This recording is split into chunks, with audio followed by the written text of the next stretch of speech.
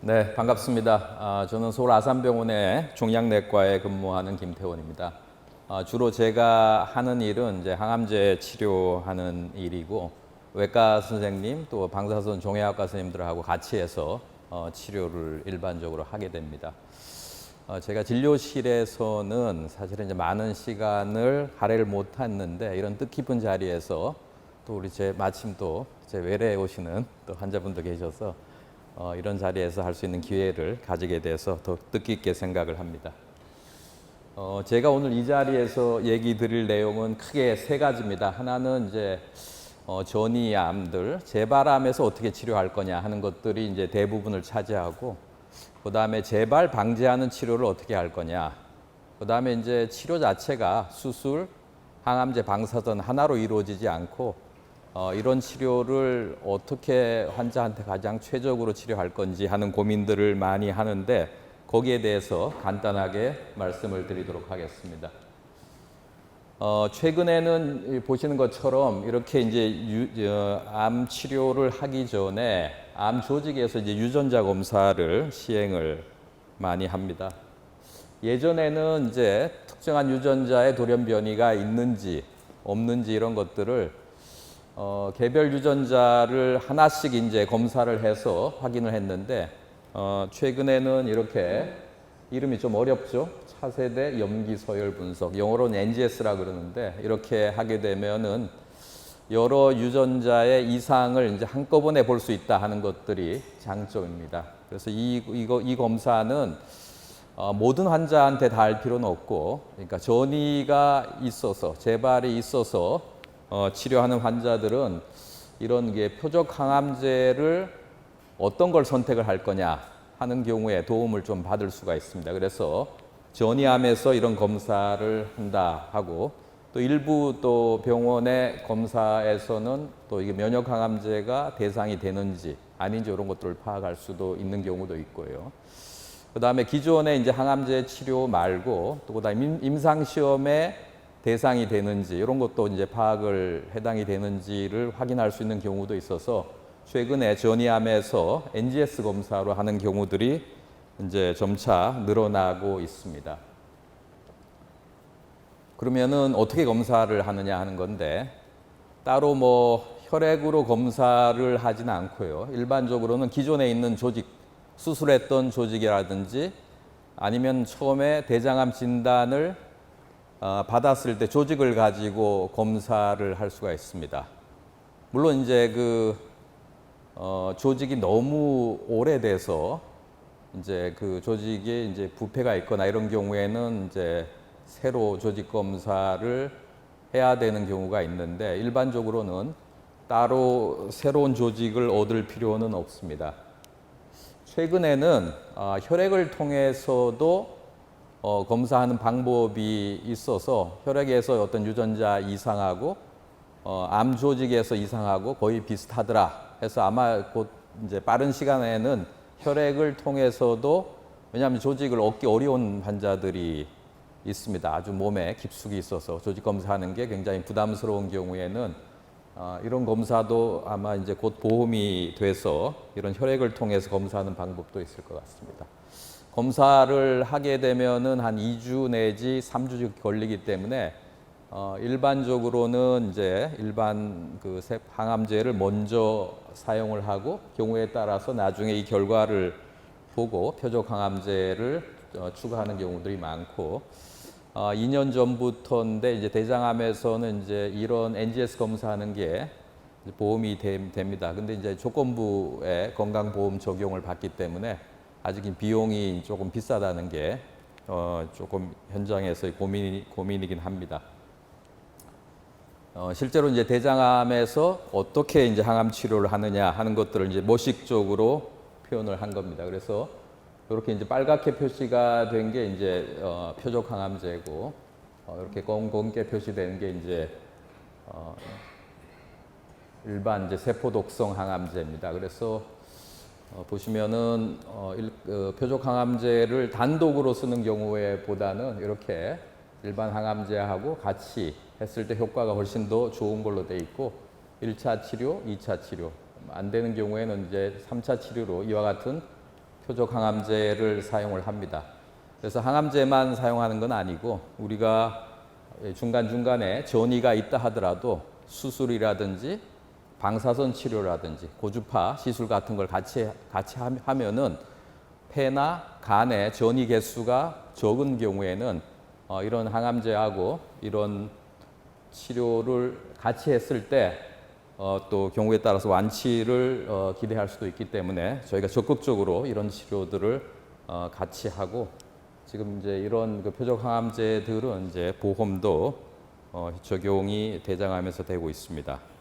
그래서 아까 이 유전자 검사에 따라서 이제 표적 항암제를 선택하는데 도움을 받는다 이렇게 돼 있는데 대장암에서 이제 유전자 검사 중에서 가장 중요한 돌연변이가 이제 라스라는 돌연변이인데 라스 돌연변이가 한 반쯤 차지하죠, 그죠? 그래서 돌연변이가 있는지 없는지에 따라서 표적 항암제를 선택하는 게 조금 다릅니다. 보시면은 이제 이렇게 표적 항암제가 이 돌연변이가 있는 경우에는 이렇게 아바스틴이라는 표적 항암제만 쓸 수 있고 그렇지 않는 돌연변이가 없는 경우에는 아바스틴 또는 얼비툭스라는 항암제를 여러 가지 상황에 맞춰서 선택을 하게 되고 먼저 선택하게 되고 2차로 나중에 쓰지 않은 표적 항암제는 2차나 3차의 치료에서 사용을 하게 됩니다. 다시 한번 말씀드리면은 표적 항암제는 일반적으로 표적 항암제만 쓰는 경우보다는 일반 항암제하고 같이 쓰는 경우들이 훨씬 더 많고 물론 이제 같이 쓰다가 다른 일반 항암제가 부작용이 있는 경우에는 그걸 줄이거나 빼고 사용하는 경우들도 있습니다. 표적 항암제가 처음에 저희가 생각했을 때는 암세포에 있는 그 표적만 선택적으로 대상으로 하기 때문에 부작용이 일반 세포 독성에 비해서 훨씬 더 적을 거다 이렇게 생각했는데 꼭 그렇지는 않고요. 일반적으로 보는 항암제하고는 조금 다른 부작용들을 보이고 있습니다. 이게 이제 일반적으로 보는 항암제 이제 부작용들이죠. 뭐 입안이 헐거나 그다음에 설사를 하거나 그다음에 구토가 있거나 뭐 손발이 저리거나 하는 것들이 일반적인 그 항암제의 부작용인데 비해서 이런 이제 표적 항암제들은 이제 조금 다르죠. 이제 경우에 따라서는 혈압이 조금 고혈압이 생길 수도 있고 상처 치유가 잘 안 될 수도 있고 아바스틴은 간혹 경우에 따라서는 이 혈전이 생기거나 장 천공이 생기기 때문에 이런 것들을 잘 체크를 해가면서 치료를 해야 되고요. 얼비툭스라는 이제 표적 항암제는 이제 피부에 부작용이 생기는 경우들이 많습니다. 피부가 건조해지고 피부에 여드름처럼 생겨서 특히 여자분들은 이제 이런 것 때문에 굉장히 힘들어하시고 그런 경우들이 있습니다. 그래서 환자 상태, 동반 질환에 따라서 아까 유전자 돌연변이 이외에도 여러 가지를 종합해서 표적 항암제를 선택을 일반적으로 하고 있습니다. 자, 이제 이 면역 항암제에 대해서 간단하게 말씀을 드리겠습니다. 면역 항암제가 최근에 폐암을 비롯해서 비뇨기암, 그다음에 흑색종 여러 암종에서 이제 많이 사용을 하고 있고요. 보시면은 이제 면역 항암제로는 이제 키투르다, 옵티보 이런 것들이 있고 대장암에서도 쓰이고는 있는데 대장암에서는 대상이 되는 환자가 다른 암에 비해서 상대적으로 적습니다. 보시면은 우리가 MSI 하이라고 하는 MSI 대장암에서만 면역 항암제의 효과를 기대할 수 있다고 되어 있습니다. 그래서 일반적으로 폐암이나 뭐 흑색종 이런 암들은 굉장히 대부분의 암 환자들이 대상이 되는데 대장암에서는 아쉽게도 이런 면역 항암제의 대상이 되는 환자들이 상대적으로 적습니다.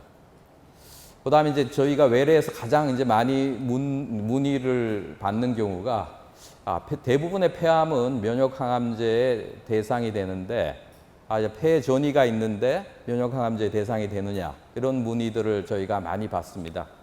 근데 이제 보시는 것처럼 대장암이 폐로 이제 간 경우는 폐암이라고 얘기를 하지 않고 대장암의 폐 전이 그러니까 이게 암이 호적이 어딘가에 따라서 어떤 항암제, 성질이 다르고 그 이제 항암제에 듣는 것도 어디 출신인가에 따라 다르기 때문에 이런 경우에는 대장암의 폐전이라고 얘기를 하고 면역 항암제에 일반적으로 대상이 되질 않습니다. 물론 이제 폐전이가 있는 경우에도 이와 같이 MSI 대장암이라고 해당이 되면은 면역 항암제에 해당이 치료에 해당이 됩니다.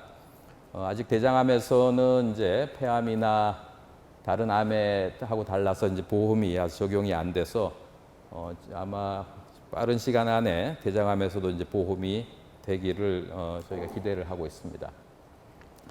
기존의 항암제에 비해서 이제 면역 항암제가 어떻게 다르냐 하는 건데요. 좀 일반적으로 이제 부작용이 표적 항암제나 그다음에 세포독성 항암제보다 면역 항암제가 적은 걸로 되어 있습니다. 이렇게 암세포고 면역세포인데 면역세포가 이제 암세포를 이제 잡아먹게 되는데 암세포는 이제 생존하기 위해서 이렇게 이제 손을 내미는 거죠. 면역세포한테. 이렇게 손을 내밀어 가지고 뭐 쉽게 얘기해서 반갑다 친구야. 내가 남이 아니다. 이렇게 해서 그러니까 그렇게 하면은 이제 면역세포는 암세포가 정상적인 세포구나. 암세포가 아니구나 해서 일반적으로 암을 공격을 우리 몸에 있는 면역세포는 우리 몸에 있습니다. 이 공격을 하지 못합니다. 잡아 죽이지 못하는 거죠. 면역세포는 이와 같은 암세포하고 면역세포하고 이 과정을 하지 못하게 하는 거죠. 이게 이제 면역항암제입니다. 암세포하고 면역세포하고 이렇게 아는 체를 못하게 하는 거죠. 이렇게 못하게 하면은 이 면역세포가 암세포를 이렇게 공격하고 죽일 수 있도록 해주는 게 면역항암제에 작용하는 원리입니다. 상대적으로 이 부위에 이런 면역세포가 암세포하고 만나지 못하게 하는 거죠. 그렇기 때문에 상대적으로 부작용이나 이런 것들이 암세포를 직접 공격하는 게 아니니까 상대적으로 부작용이 적은 걸로 되어 있습니다. 그래서 이 MSI 대장암에서 얘기를 했는데 MSI 대장암이 생각보다 대장암에서는 드뭅니다. 이렇게 보면은 전이암에서 초기암에서는 한 15% 내지 20% 되는데 이런 환자들은 잘 재발을 하지 않습니다. 그래서 전이암에서는 이렇게 면역항암제가 대상이 되는 MSI 대장암이 이렇게 5%밖에 안 돼서 100명 중에 5명. 그래서 보통 저희가 수술을 하거나 할 때 이제 또 전이암에서는 이렇게 MSI 대장암인지 아닌지를 요즘은 이제 꼭 확인을 하고 있습니다. 그래서 이제 뭐 이 조직 검사로 이제 확인이 가능하고 뭐 조금 이제 어렵게 얘기를 하면은 유전자가 우리가 복제 과정에 에러를 이제 수정해 주는 그런 효소가 있는데 여기에 이제 이상이 있는 대장암을 이제 MSI 대장암이라고 하고 아까 첫 번째 강의하는 젊은 암 환자들에서 일부 가족력이 있는 환자들은 이와 같이 MSI 대장암인 경우들이 간혹 있습니다. 그래서 지금 우리나라에서 대장암에서 이렇게 사용 중인 이제 면역항암제입니다. 보시면은 키트루다하고 옵티보가 있는데 이건 주로 이제 일반적인 1차, 2차, 3차, 4차 항암제에 이제 실패했던 더 이상 치료가 없던 환자를 대상으로 했을 때 보시면 한 3분의 1 환자에서는 크기가 줄어들고 나머지 한 3분의 1에서는 크기가 더 커지지 않게 억제하고 이렇게 돼 있고 3분의 1은 이제 항암 치료를 면역 항암제를 MSI 대장암에서도 치료해도 이제 커집니다. 그래서 아직 왜 이 모든 환자한테 듣지 않는지 이런 것들을 지금 연구를 하고 있는 단계고요. 그다음에 보시면은 면역 항암제의 대상이 되는 환자는 기존에 이제 있던 항암제에 비해서 반응률도 높고 그다음에 생존율도 높아지고 있어서 지금은 이제 고민이 이렇게 면역 항암제 중에서 MSI 대장암인데 이 치료 효과를 어떻게 높이느냐. 그다음에 95%의 대장암에서는 면역 항암제 대상이 안 되는데 면역 항암제하고 다른 약하고 어떻게 같이 사용을 해서 일반적인 대장암도 면역항암제의 효과를 올리는 효과를 보려는 그런 노력들을 지금 하고 있습니다. 그래서 이제 면역항암제는 정리를 하면은 이렇게 전이암이 아닌 경우에서는 면역항암제의 대상이 되지 않습니다. 표적항암제도 마찬가지죠. 그 다음에 이제 MSI 대장암이다 이런 경우에 전이암에서 그럼 1차 치료로 아까 얘기했던 면역항암제가 도움이 될 거냐 하는 거죠. 지금은 3차 치료, 2차 치료, 3차 치료에서는 MSI 대장암에서 효과가 있다고 알려져 있기 때문에 미국에서는 이제 보험도 되고 이제 MSI 대장암에서 2차, 3차 치료로 사용을 하고 있는데 1차 치료하고 지금 하는 경우에는 임상시험이 환자 등록은 마감이 됐고 곧 이제 결과가 나올 겁니다. 그래서 MSI 대장암에서는 1차부터 면역항암 부작용이 적은 면역항암제부터 치료하는 게 좋을 거냐 이런 데이터가 아마 곧 나올 거라고 생각을 하고 있고요. 그 다음에 이제 MSI 대장암이면서 항암제의 1차 치료를 했던 경우에는 이렇게 이제 임상시험이 있으면은 이런 면역항암제를 쓰고 아니면은 이런 것들을 이제 비보험으로 써야 되는데 비용이 아직까지 많이 드는 것들이 현장에서의 고민입니다. 면역항암제도 아까 암세포하고 면역세포하고 만나지 못하게 하는데 일부 이런 부작용들은 조금 있습니다. 그리고 아주 드물게는 이렇게 면역항암제 쓰고 난 뒤에 간염이 심해지거나 설사를 심하게 하는 대장염이 생기거나 갑상선에 이상이 생기는 경우들이 있기 때문에 일부 환자에서 이런 심각한 부작용이 생길 수 있기 때문에 이런 것들을 외래해서 검사를 해가면서 면역항암제를 시행을 합니다. 그 다음에 이제 짧게 전이암 말고 수술 후에 이제 재발 방지를 위한 치료에 대해서 말씀을 드리겠습니다. 그래서 이제 수술을 외과 선생님이 잘 해주셨다 하더라도 혈액 내에서는 암세포들이 있는 경우들이 있습니다. 그래서 이렇게 이제 재발 방지를 하기 위한 치료를 우리가 보조 항암 화학요법이라고 얘기를 하고 이렇게 이제 주로는 이제 3기 또 4기도 요즘에 많이 수술하기 때문에 수술한 경우에 해당이 되고 또 일부 2기 중에서 고위험군에 해당되는 환자들은 수술 후에 재발을 줄이기 위한 치료를 합니다. 옛날에 한 6개월 정도 치료했는데 요즘 봤더니 한 3, 4개월만 하더라도 비슷하게 효과가 있더라. 그러면서 부작용이 적더라 하는 얘기들이 많이 나와서 아주 심하지 않는 같은 3기 중에서 심하지 않는 경우에서는 3, 4개월에 끝내는 경우들도 최근에 조금씩 늘어나고 있는 것 같습니다. 그 다음에 직장암은 어떻게 하느냐? 직장암은 뭐 일반적으로는 비슷한데 직장암은 이제 이 국소 재발 주변에 이제 아주 골반에 좁은 부위에서 수술하기 때문에 주변에 이제 재발하는 경우가 많기 때문에 항암제하고 방사선 치료를 재발 방지를 위해서 같이 한다 이렇게 돼 있고 아직까지는 전체 치료 기간은 한 6개월 정도 그렇게 소요가 되는 것으로 돼 있습니다. 치료가 사실은 이제 수술, 방사선 치료, 항암제 치료들이 많은데 저희가 환자들이 이렇게 간단한 경우도 있지만은 뭐 나중에 폐에 재발했다든지 또 간에 재발했다든지 이런 경우에도 이제 하나씩 있는 경우엔 적극적으로 수술을 하는 경우들이 많고 그다음에 그러면 같이 있으면 어떻게 되냐 이런 것들이 생각보다 이 결정들이 좀 어렵습니다. 그래서 이런 것들은 저희가 이 국소 치료하고 전신 치료를 환자한테 최적의 치료를 결정하기 위해서 각 병원마다 이와 같이 이제 다학제 진료를 통해서 환자한테 최적의 치료를 우리가 제공하기 위해서 논의들을 많이 합니다. 그래서 제가 말씀드릴 내용을 정리를 하면은 대장암은 이런 그 유전자 전이암에서 이런 유전자 검사 결과도 중요하지만은 이렇게 전신 상태, 전이 정도에 따라서 이제 약제를 선택을 하고 일반적으로 전이암이 아닌 경우에는 표적항암제나 면역항암제는 아직 해당이 되지 않는다 이렇게 돼 있고 전이암에서도 MSI 대장암에서만 효과가 있고 이런 그 대장암의 대부분인 이 MSI 대장암이 아닌 그런 암에서는 아직 면역 항암제가 효과가 아직까지 없는 것으로 되어 있습니다. 그래서 대장암 치료에 있어서는 항암 치료도 중요하지만은 이와 같이 수술, 방사선 고주파 치료를 같이 해서 치료를 성적을 높이는 것들이 지금 굉장히 중요하겠습니다. 자, 이상입니다.